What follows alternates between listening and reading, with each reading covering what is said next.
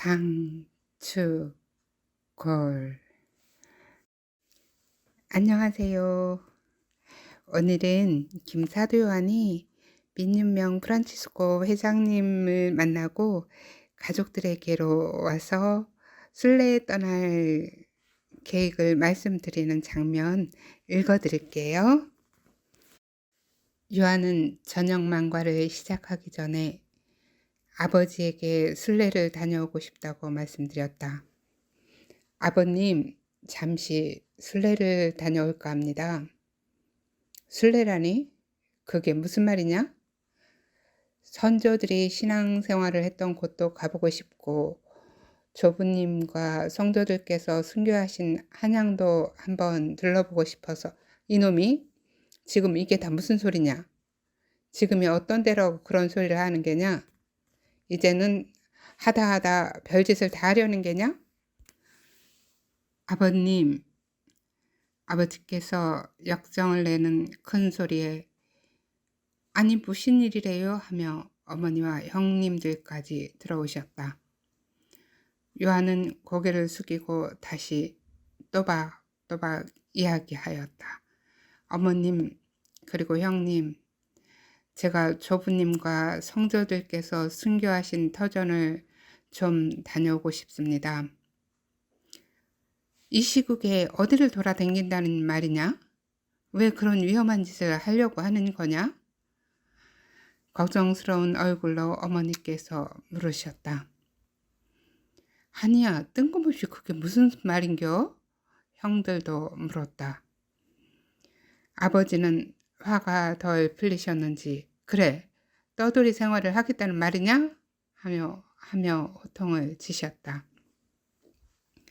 아버님, 불효자식을 한 번만 더 용서하여 주십시오.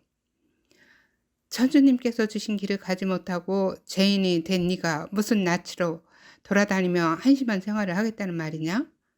더 이상 집안 망신을 시키는 행동을 하지 말거라. 동리 사람들에게 부끄러워 낯을 들고 다닐 수가 없다. 지금 돌아다니다가 잡히면 이 교우층뿐만 아니라 배론 학당과 교회 목자들이 위험에 처하게 된다는 걸 모른다는 말이냐? 이제는 더 이상 철없는 말은 하지도 말고 집에서 아이들 글이나 가르치도록 해라. 아버님, 마음도 추스릴 겸 순례를 다녀와서 아이들 글을 가르쳐 볼까 합니다. 무슨 마음을 추스린다는 말이냐? 교회 지도자들은 모두 공경에 빠뜨리고서야 정신을 차리겠느냐? 그려 하니야. 아버님 말씀이 옳구먼. 아이들 가르치다 보면 마음도 잡힐 것이구먼. 내가 생각해도 어머님 아버님 말씀이 옳은 것 같구먼.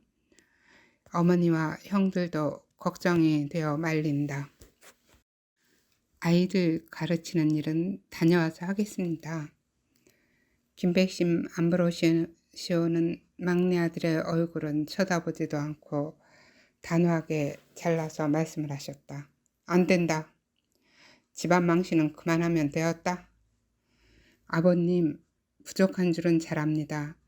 그러나 순례는 꼭 다녀오고 싶습니다. 네가 지금 아직도 정신을 못 차린 것이 분명하구나. 천주님 앞에 부끄러운 줄 알고 아이들 공부 가르칠 준비나 할 것이지 어디서 순례 타령이란 말이냐.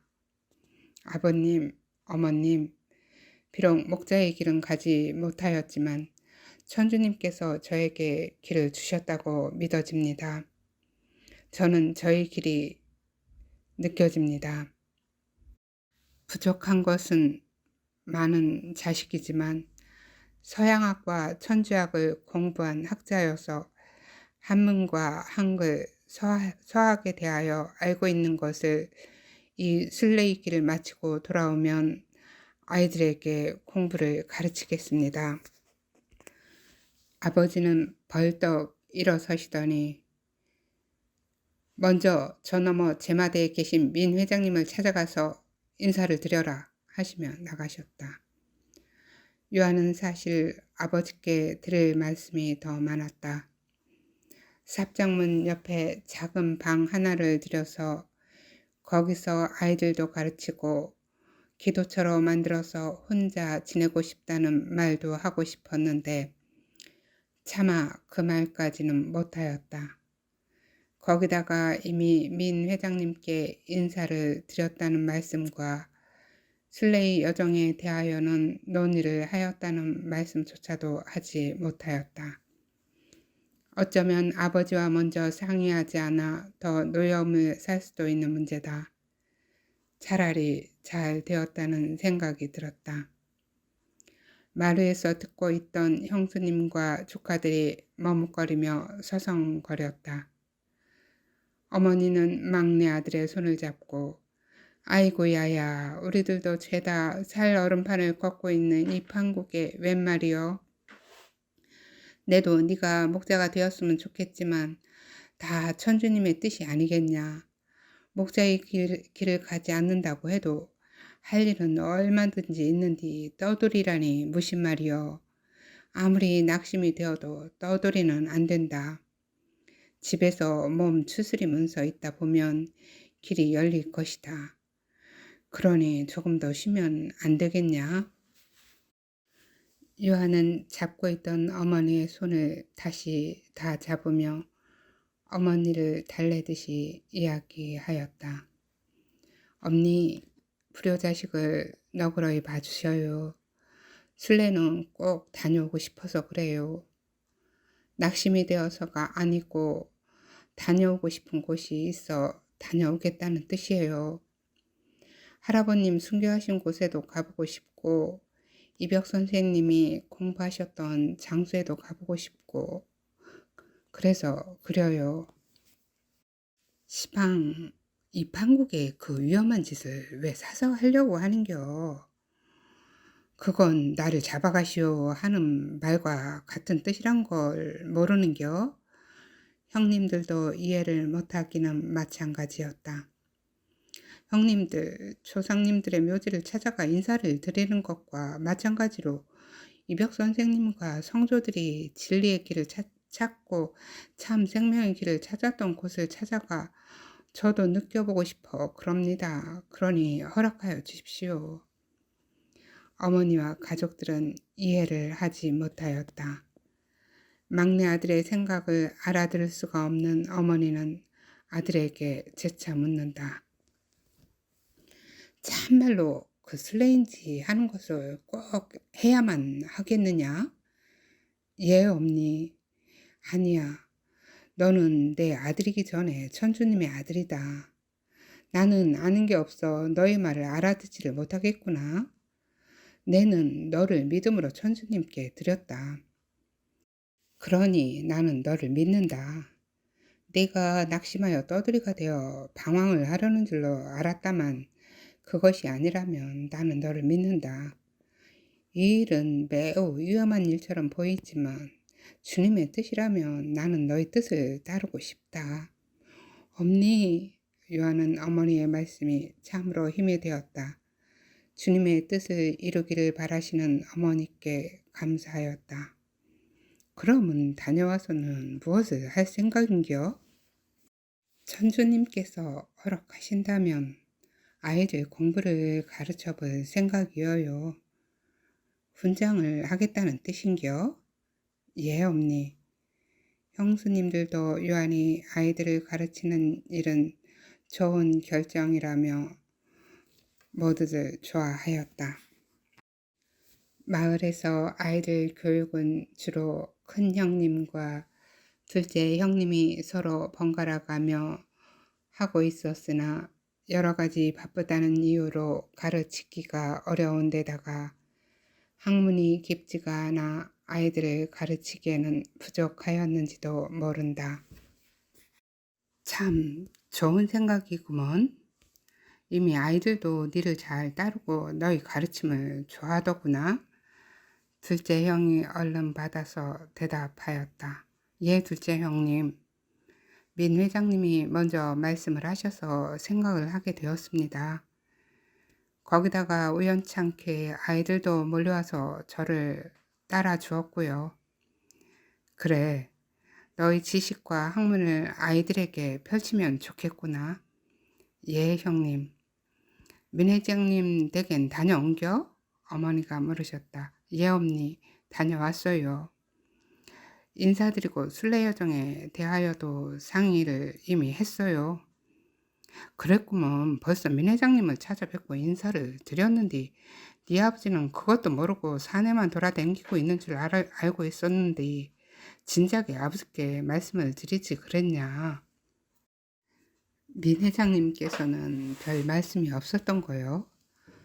아이들 공부를 가르쳐줬으면 좋겠다고 했어요. 그리고 먼저 순례를 다녀오고 싶다고 말씀드렸고요. 그래, 회장님은 뭘 하시더냐? 다녀와서 보자고 하셨어요. 그러면 회장님도 허락을 하신겨? 예, 그래야 이제 내도 말리지 않겠구먼. 나가 어떻게 우리 학사님한테 이래라 저래라 하겠는가 말이요. 어머니의 신심은 순수하셨다. 막내 아들이 목자의 길을 못 갔는데도 여전히 천주님께서 뽑아 세운 사람으로 여기며 대우하려고 하였다. 요한은 어머니가 일상생활에서 하시는 모든 일들을 보며 자랐다. 어머니는 일상생활에서 항상 주님과 성모님을 모시고 사셨다. 아이고 주님, 이게 어쩐 일이래요? 일이 틀어졌으니 어쩌면 좋아요? 지금은 주님이 도와주시지 않으면 도저히 가망이 없겠구먼요. 그러니 어서 도와주셔야지 어쩌겠어요? 참으로 잘 되었구먼요. 감사해요. 등 언제나 성모님과 주님이 옆에 계시다는 것을 알고 일일이 이야기하는 분이셨다. 어머니는 주님께 신세를 한탄하기도 하고 푸념을 하기도 하며 수다를 떨기도 하였다. 있는 그대로 이 말 저 말 다 하며 있었던 모든 일들을 주님 앞에서 털어놓았다. 있는 그대로 이 말 저 말 다 하며 있었던 모든 일들을 주님 앞에서 털어놓았다. 마치 허물없는 친구나 가족에게 하듯이 몸에 배어서 저절로 천주님과 성모님께 말을 하는 것이다. 요한은 어머니의 태중에서부터 이런 기도를 듣고 자랐기 때문에 요한에게도 너무나 자연스럽다.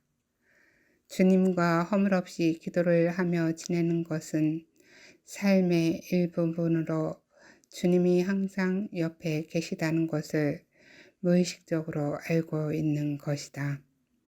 아이고, 우리 천주님, 우리 한이 학사님에게 무슨 좋은 일을 주시려고 그러세요? 엄니만 말어요. 그려, 내가 이따가 천주님께 조용히 물어볼 거요. 어쩌시려고 그러시는지 말이요. 사실 요한은 선조들의 발자취를 찾아 조선의 팔도를 다녀보고 싶었다. 그러나 그렇게 하기에는 이 시국에 참말로 호통을 들을 소리이다. 그래서 가장 염원하였던 이벽 성조를 비롯하여 권철신, 이승훈, 정약정 등의 선비들이 천주학을 공부하며 기도하였다는 천진사와 한양에서 조부님께서 순교하셨던 서소문 형장과 새남터 백사장만을 다녀오기로 마음을 먹은 것이다. 둘째 형님도 못내 불안한 마음을 감추지 못하고 요즘 감시는 전보다 더 삼엄한 데다가 민간인들까지 천주쟁이들을 못 잡아들여 안달인데 잘 생각을 해야 할 거요. 몸가짐도 잘해야 할 거고 하고 한마디 한다. 그 말씀도 맞다. 그러나 요한은 이제 여행이나 길 떠나는 일은 두렵지가 않다. 엄니, 형님, 지는 여행이라면 이골이 났어요. 여기서 말레이시아까지 갔다가 온 사람이 이 정도는 아무것도 아니어요. 그러니 염려 마세요. 하며 가족들을 안심시켜 보려 애를 썼다. 조선에서 말레이시아까지 오고 가는 여정에서 겪었던 숱한 고생과 타향살이는 요한에게 자신감 자체였다. 페낭에서의 유학 생활은 요한의 마음과 시야를 넓혀주는 계기가 되었고 마치 큰 재산이라도 얻은 것처럼 든든하게 느껴졌다. 그래서인지 걱정보다는 오히려 해보고 싶다는 강한 열정 안에 배짱과 용기가 생겼다.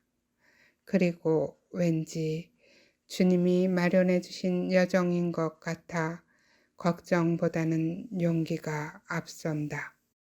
그렇다고 두려움이 없는 것은 아니다.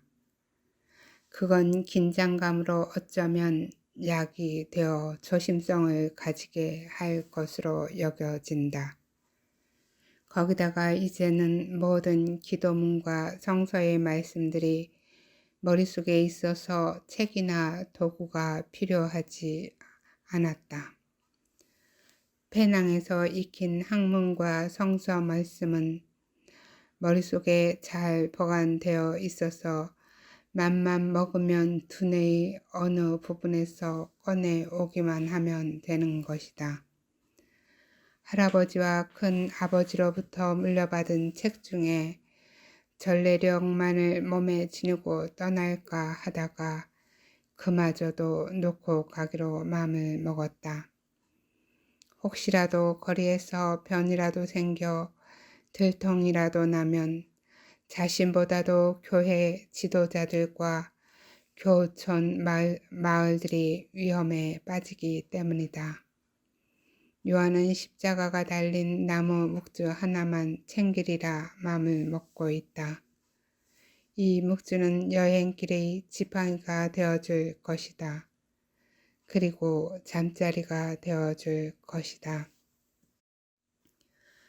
요한은 환속하여 나온 이후부터는 이제부터 저에게 가족은 예수님과 성모 마리아와 성 요셉이십니다 하고 기도하였다. 지금 저에게 함께 기도하고 함께 학문을 나눌 형제들도 없고 학당도 규칙도 없습니다. 지금 저에게는 오로지 주님과 성모님과 성인, 성녀와 천사들 뿐입니다. 가족들이 있다고 하여도 저는 이미 주님 앞에 주님만을 섬기며 살겠다고 서약하였습니다. 그러니 부족하더라도 저를 받아주십시오. 저는 주님만을 따르기 위하여 육신의 가족들도 떠났습니다. 주님께서 저를 불러주지 않으셨다면 제가 어떻게 주님을 따르겠습니까? 제가 이 여행을 떠나기로 마음을 먹은 것은 길을 찾기 위해서가 아니고 주님과 함께 하기 위해서입니다. 주님께서 허락하신 길이라면 이 길에서 주님을 뵙게 하여 주십시오. 맞습니다, 주님. 저는 길 잃은 양처럼 갈피를 잡지 못하고 있습니다. 그러면서도 제 마음속에서는 절망보다는 희망이 있고 슬픔보다는 기쁨이 있습니다. 이 상황에서 이런 저의 모습이 어쩌면 위선적이어 보일지도 모릅니다. 그러나 주님, 저는 주님을 믿습니다. 이 순례의 길을 축복하여 주십시오. 성모 마리아와 함께 동행하도록 은총을 베풀어 주십시오. 오늘은 여기까지예요. 감사합니다. 사랑합니다. 축복합니다. 내일 또 좋은 이야기 들려드릴게요.